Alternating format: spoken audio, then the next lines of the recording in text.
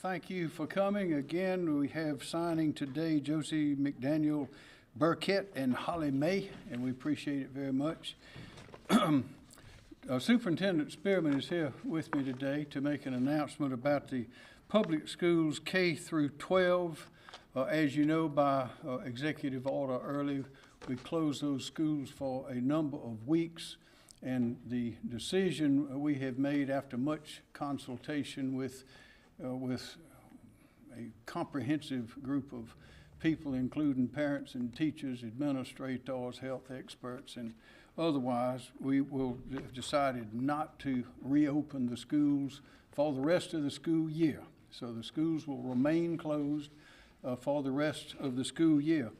And when I issue that order, which will be next week, it will provide a number of things, and one of them is flexibility for the districts and for the superintendent and others involved, the teachers, to allow for special needs classes for children, perhaps some summer teaching of some kind, and other flexibilities that will allow them to do things that they do need to do. And we will that also don't present the threat that opening the schools back would do.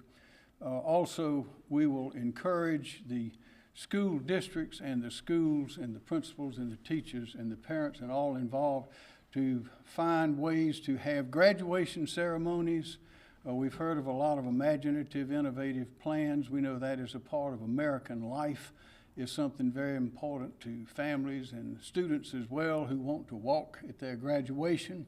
We understand that. We think it is very important, so we will find ways that can be accomplished, and we know that's on everyone's mind.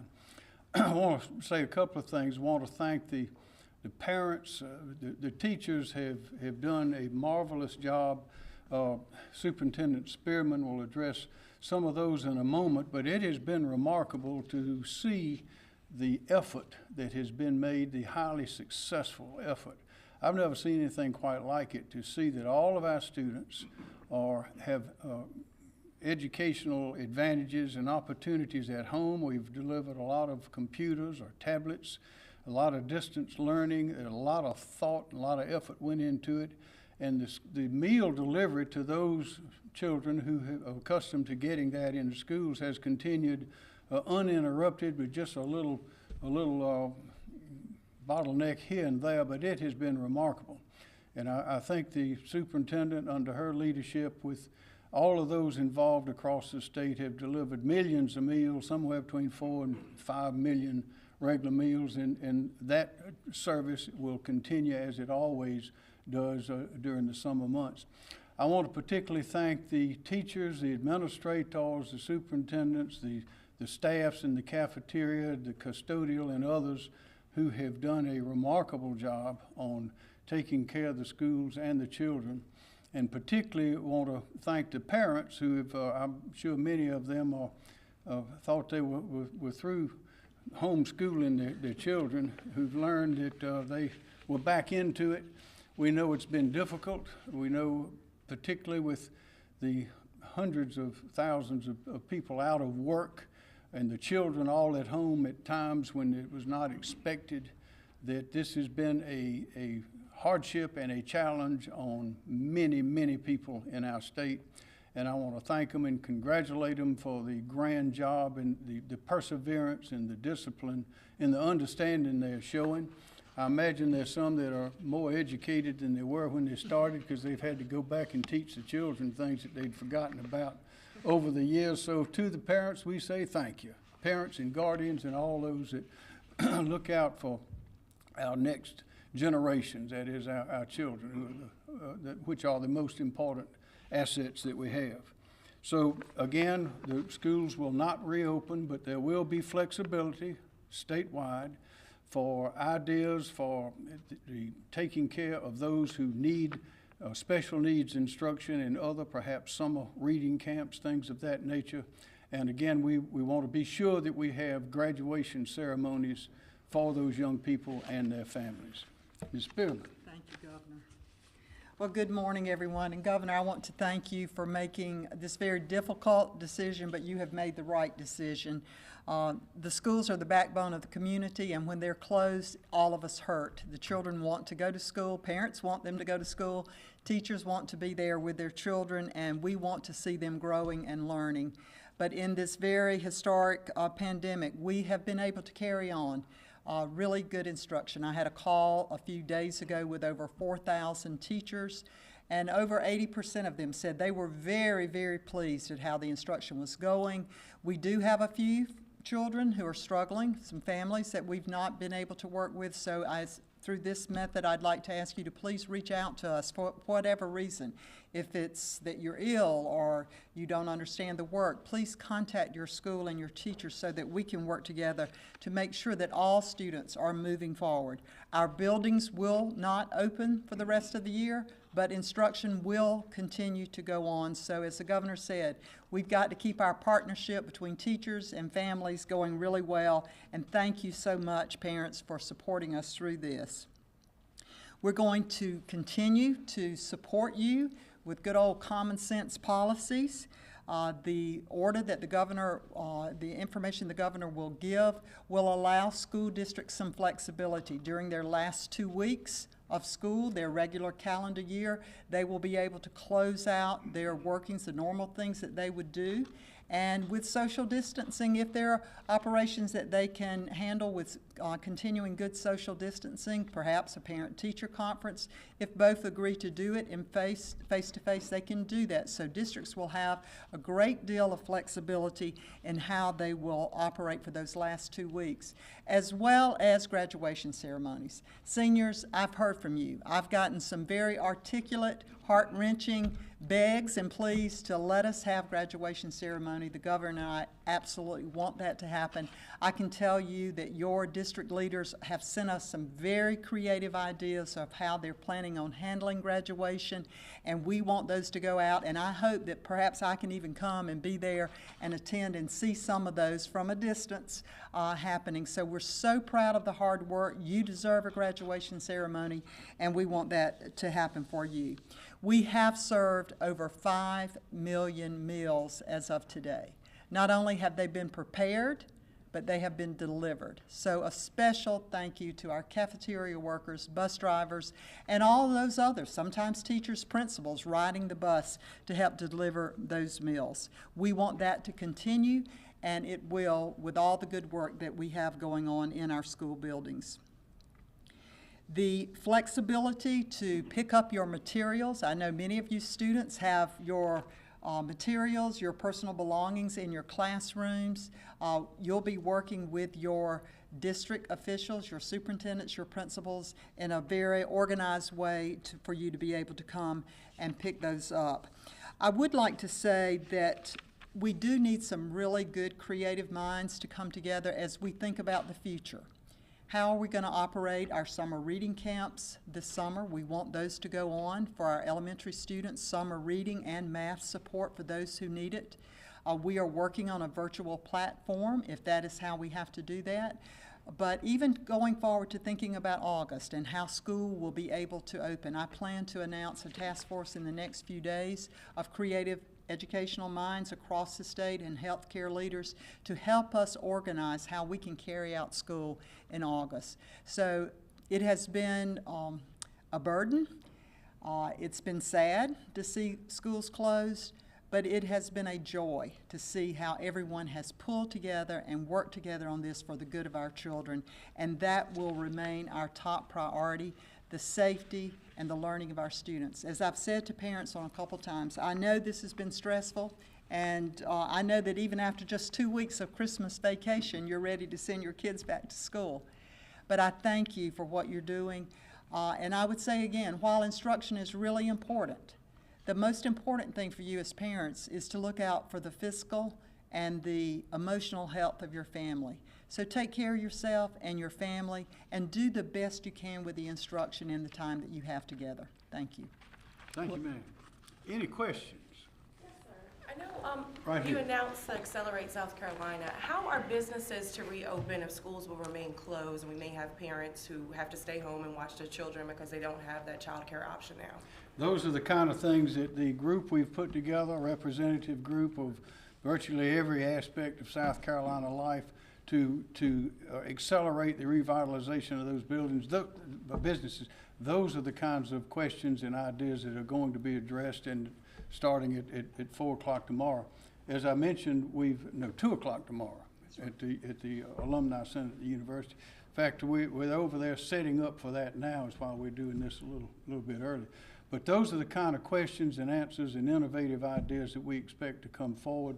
And the group that Superintendent Spearman, of course, Superintendent Spearman will be participating, and we have educators represented in that group who will be eager to hear from the group that she just mentioned to have ideas. Yes, ma'am. Thank you, Governor. This is a question for Superintendent Spearman. You did mention that there were some struggles or challenges that certain children have been experiencing. Can you delve deeper into what those challenges may be? Well, first of all, I think the digital divide in South Carolina has become very apparent. There are some districts that have been able to carry on their instruction with the teacher communicating through Zoom meetings, WebEx meetings, whatever, with their classmates, and really haven't missed a beat. Others have done a blended, some of that, and then some have relied totally on pencil and paper. We have seen that divide speak out because in some counties, Allendale, for instance, Winnsboro, the Fairfield County, even here in Richland County, well, actually we're in Lexington County, I guess, but in portions of the Midlands, there are still areas that families do not have access to the internet. So that makes it more difficult. So that is certainly a struggle for families. We've tried to provide services for them. The providers have stepped up to the plate to offer discounted services. We're working with meetings with our co-ops, all of that to improve on this, but that's something that we can't just do as educators. That's something that Accelerate South Carolina, I think, will hear loud and clear tomorrow at their meeting. And then there are other children who just don't do well virtually. There's some people who thrive in a virtual environment. Others really need that relationship. And so for those students, we need to get them back together with one-on-one with a teacher as soon as possible. And do you plan to continue the school buses offering the hotspot Wi-Fi? Absolutely, absolutely. And we have been able to meet the need with the requests that we've gotten. We have sent those buses with Wi-Fis to those areas and can do more if there is a need that a district would let us know. Yes, ma'am. So will the last day of school still be June 2nd? You talked about this flexibility for teachers and schools. Are we still planning on last day of e-learning being that June 2nd date? We are asking the districts to continue instruction to their regular day. We have 10 districts in the state that finish on May 29th. The other 70 during that next first week or maybe that next Monday in June. So whenever their regular calendar, they need to continue their work and their closeout until then. That flexibility. Okay, go and ahead. that flexibility during those 2 weeks that the school districts will have, what are some of the things, you said parent-teacher conferences, what are some of the other things that schools could choose to do during that 2-week period? Well, one thing is they need to pick up materials. We've got a lot of materials that students have at home, textbooks that need to be returned, cleaned, so that we can get ready for the next year. Some of their personal belongings are at school, so that will be one of the main things that need to happen. There's some one-on-one assessments that we do with children that we may be able to carry those out, but we want to leave the flexibility to the district for that and that partnership with the parent if they feel comfortable that they could carry out some of those. One's called a dial R for 4-year-olds where we assess. So there are different types of things. Certainly students with disabilities who really need, it could be a health occupation session, it could be some kind of assessment that they would need to do for their individual education plan, their IEP. But again, we want to give that flexibility. We're not forcing folks to say you have to do it one certain way, but that they have the flexibility to carry it out in the safest way possible. Yes, sir. Superintendent Spearman, do you have any guidance for summer camps or summer programs? And do you have a sense of what percentage of students or families haven't been able to really participate fully in education in this pandemic setting? I would say that as far as, I'll take the last part first, what percentage, I don't have the exact number, so this would be a guess at it. But I believe that just knowing from how many districts were able to implement a full technology plan, we had 19 of those, that they went straight, all technology. We had about another 20 or so that did a blended plan. So that leaves 20, 20, 40, about 30 districts then who had to rely on pencil and paper. So somewhere around 20, 25% of our districts were not able to carry out their instruction through technology. But we will be able to give you those exact numbers. And then the first part of your question? Summer camp, summer program, any guidance for We're that? working right now. Many children had already been invited to attend what we call our third grade summer reading camp by law. Those are children who are not on grade level. So most of them had already been notified that they needed to go. There may be additional students now that not only need help in reading, but in mathematics. So yes, we are working on guidelines for that. It's going to take some extra funding. We're looking at using some of our CARES Act funding to help support that system.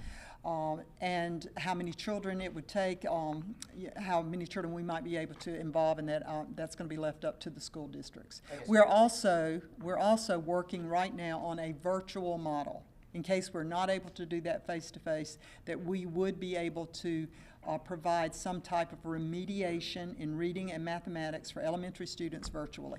What about programs for kids where families may send them for enrichment? Those summer camps. Again, I think those additional type summer camps, we're going to have to look at that very carefully. I think that might be something that Accelerate South Carolina would need to look at, and certainly the governor will have to make that decision of when are we going to allow those type settings. So he'll have another difficult decision to make. Yes, ma'am. Has there been guidance on basically grading on a curve, or how lenient are we going to be in promoting students, especially those third graders? Sure. We've sent out quite a bit of guidance, and all of that is on our website if any parent or teacher needs to go and look at it, but all of that is on our website at ed.sc.gov/COVID-19. The main guidance that we sent out, our first priority was make sure that seniors could graduate. So we call it credit-bearing courses. Any of those courses that are normally taken in high school, there are a few students who may take some credit-bearing courses when they're in middle school. So we did send out guidance that all of those, that grading should continue and should continue as normal, but with a good old dose of common sense. You know, if a student has not done well during this time, they've been turning in their work, but they've not really done as well as they normally would in a one-to-one with a teacher, there should be a good dose of common sense. But we have not given anything out to say, you know, no grade lower than a certain number. We have not given that guidance. That depends on the local school district. We have said, though, that instead of a third 9 weeks grade and a fourth 9 weeks grade, that it would be blended together in a semester grade, much like they do in higher ed. That there would be one grade for this third 9 weeks and fourth 9 weeks that would be entered into our power school. The other grading for kindergarten through 8th grade goes on as normal, just like the districts do. We do not dictate how that is done from the state level. Great. Say kindergarten or first grade. I mean, how do parents know how to teach their kids to read? Well, I think it's more about a lot of teacher observation. Are they able to read and comprehend and tell you back the story? There are lots of ways to do it, and I think the feedback, teachers are able to communicate with their students through these WebEx meetings, through online assignments. They're looking at those through the paper and pencil assignments that are coming back in. Many of our younger children, though, are graded on a satisfactory, unsatisfactory. It's not as detailed as a credit-bearing course, so it's a little easier to do that. We have Yes, ma'am. areas that were hit by tornadoes. Say it again. We have areas that were hit by tornadoes and severe weather, obviously, last week. How are you guys going to be working with those districts to make sure those students can complete the school year? Mm-hmm. Well, we've been in close contact. Unfortunately, there are children who don't have a school to go to nor have a home. So the emotional trauma is much more important to deal with that right now than to worry about their instruction. So in those areas, that's what I'm saying to folks. You know, you've got to deal with the emotional trauma. We'll help children catch up.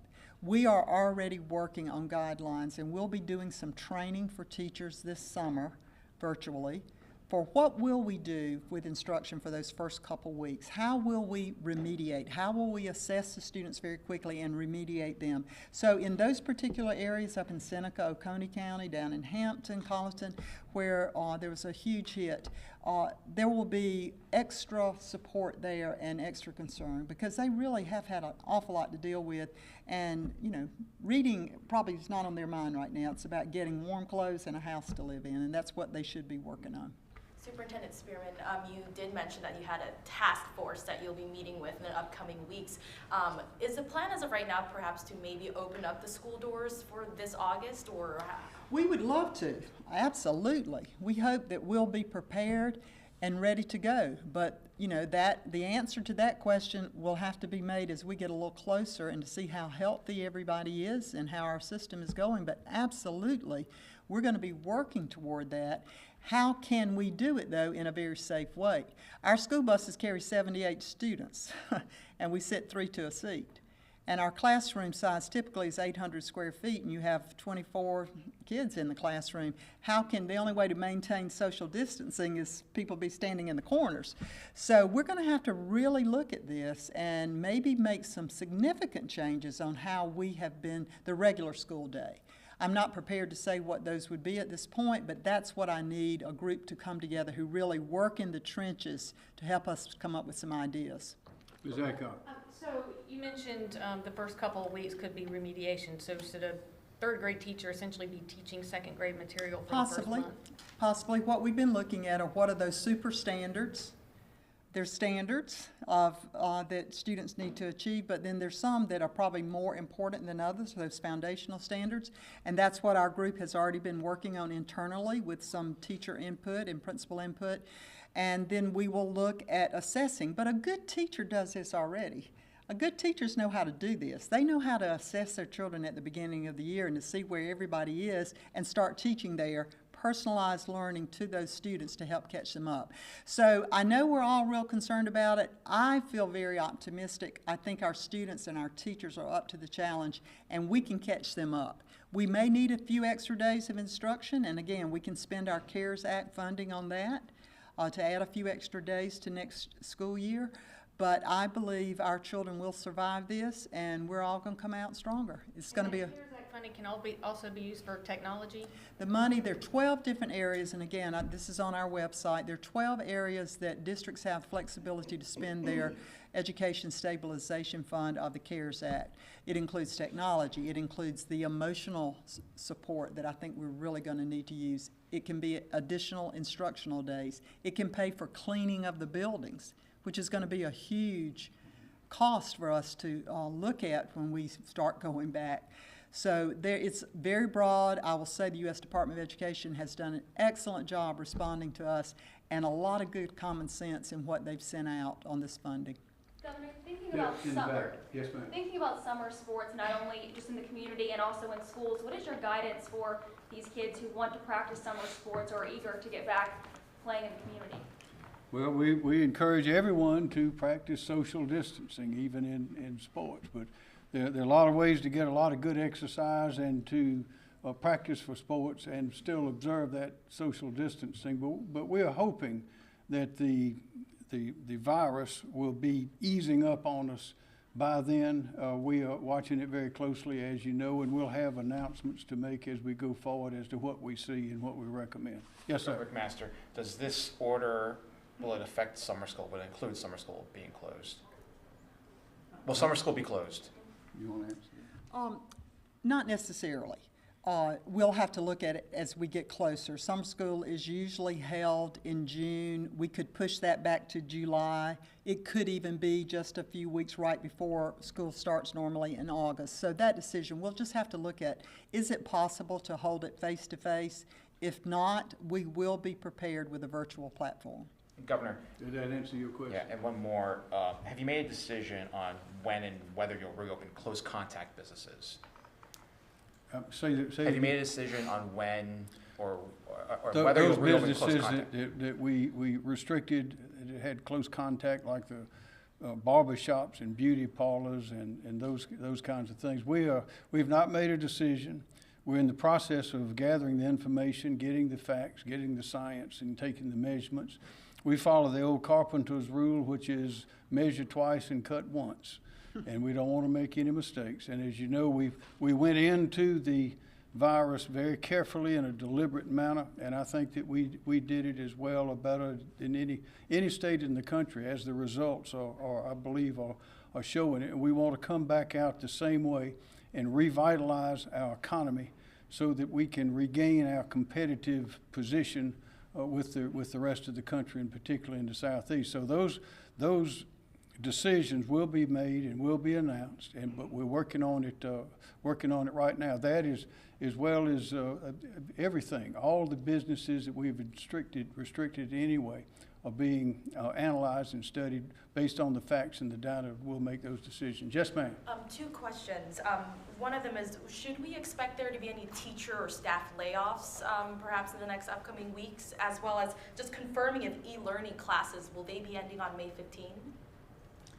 Okay, the e-learning would normally take place until whenever that district is ready to finish out their regular calendar year. There are some states who have closed down all learning. We did not think that was a good idea in South Carolina. So I want to say too, I appreciate how well our school districts, we have really stayed together as a unit, and everybody has performed really well. I was on the phone yesterday with some folks who deal across the nation with other states, and they really complimented South Carolina, how well prepared and how quickly we put this into order. And your second part of your question? If we should expect any layoffs to teachers? Hopefully, hopefully not. Our teachers have been paid throughout this time. The districts, obviously, I think anyone would recognize that tax revenue will be down, and we're waiting on the General Assembly to pass that continuing resolution, which will help us with our budgets and starting up the year. And then that will depend on what the revenue is and what the General Assembly does with the school budget when they come back into session next fall and know more about what the revenue has been. I think every precaution would be taken to keep as many of our folks, we need these instructional folks working. So that decision would be made later by the General Assembly. Yes, ma'am. Going back to the sports question, maybe this is for you, Superintendent Spearman. For those sports and extracurricular activities that start over the summer, what is the guidance for that? For instance, football practices and band practices, or cheerleading, things that start before the school year starts. Well, we'll have to work very closely with the governor and our health officials to know if it's safe. Normally, the rule in South Carolina, working with the South Carolina High School League, is if school is in session, then sports can go on. Obviously, this is a little different situation, but we'll be working very, very closely to see what the health of our people are, the health of our communities over the summer, and that would be a decision that the governor could certainly take to end that. But again, we're just going to have to get a little closer to see how well everyone's doing, and if school's going to be able to open physically in August, then I would say it's a good chance that those practices could resume, but we'll have to get a little closer time. As you can tell, everything we're doing is based on a lot of information analysis of the people in the area, the professionals.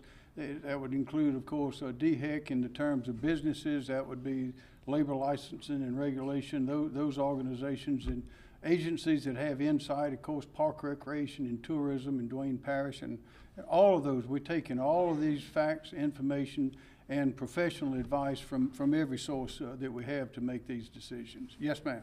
Early on, teachers were told not to introduce new material, and obviously that changed. Mm-hmm. Can you address when and whether all subjects, all standards should at least be attempted to be covered this year? Sure. That's a really good question. We've learned a lot as we've gone through this. I don't think any of us ever foresaw that we would be out this long. So our original direction to teachers and to districts was that no new information would be taught. It would be, reflecting and repetitive work. So that changed very quickly. And we also have changed the guidance to make it a little more reasonable. Sending home work for 2 or 3 days is different from sending home work for 12 weeks. And we realized, honestly, that we were sending too much. and we needed to ease up a bit to relax the stress on families and give students time to think about what they were learning rather than so much work. So we have that guidance is now on the website, and I think that, again, teachers know what the most foundational standards are that need to be taught, and that is what they've tried to address. Now, some of them have been able to go forward with hopefully all of the standards, but I can't say that until we really review with everyone. But certainly folks are focused on those foundational standards that children would need to accomplish in order to be able to go to the next grade.